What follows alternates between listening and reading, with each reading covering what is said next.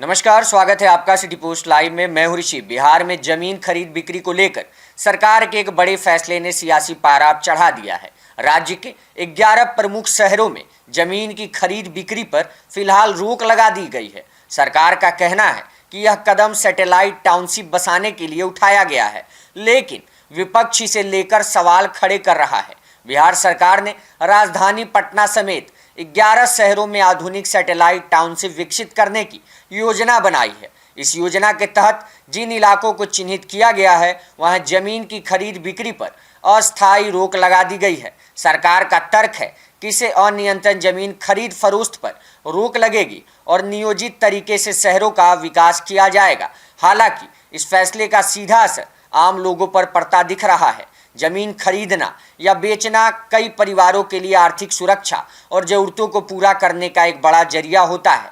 ऐसे में अचानक रोक लगने से प्रॉपर्टी डीलिंग ठप पड़ सकती है, राजस्व संग्रह पर असर पड़ सकता है, मध्यम वर्ग की आर्थिक योजनाएं भी प्रभावित हो सकती हैं। इस फैसले को लेकर अब सियासत भी तेज हो गई है। आरजेडी सुप्रीमो लालू प्रसाद की बेटी रोहिणी आचार्य ने सरकार पर तीखा हमला बोला है। रोहिणी आचार्य ने सोशल मीडिया प्लेटफॉर्म एक्स पर लिखा है कि यह फैसला हैरान करने वाला और समझ से परे है। उन्होंने कहा कि बिहार की मौजूदा आर्थिक स्थिति को देखते हुए ऐसा कदम या तो गलत सोच का नतीजा है या फिर किसी खास वर्ग को फायदा पहुंचाने के उद्देश्य से लिया गया है। रोहिणी आचार्य ने यह भी आरोप लगाया कि जमीन खरीद बिक्री राज्य के राजस्व का एक बड़ा स्रोत है और इस पर रोक लगाने से बिहार की आर्थिक हालत और बिगड़ सकती है। उन्होंने आशंका जताई कि सैटेलाइट टाउनशिप के नाम पर जमीन बड़े पूंजीपतियों को सस्ते दामों पर दी जा सकती है, जिससे आम लोगों को नुकसान होगा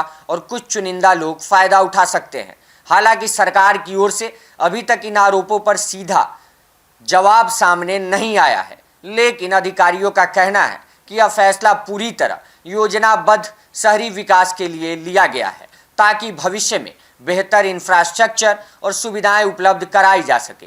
यह फैसला एक तरफ जहां शहरी विकास की दशा में बड़ा कदम माना जा रहा है, वहीं दूसरी ओर इससे जुड़ी आशंकाएं और राजनीतिक बयानबाजी से विवाद का विषय बना रही है।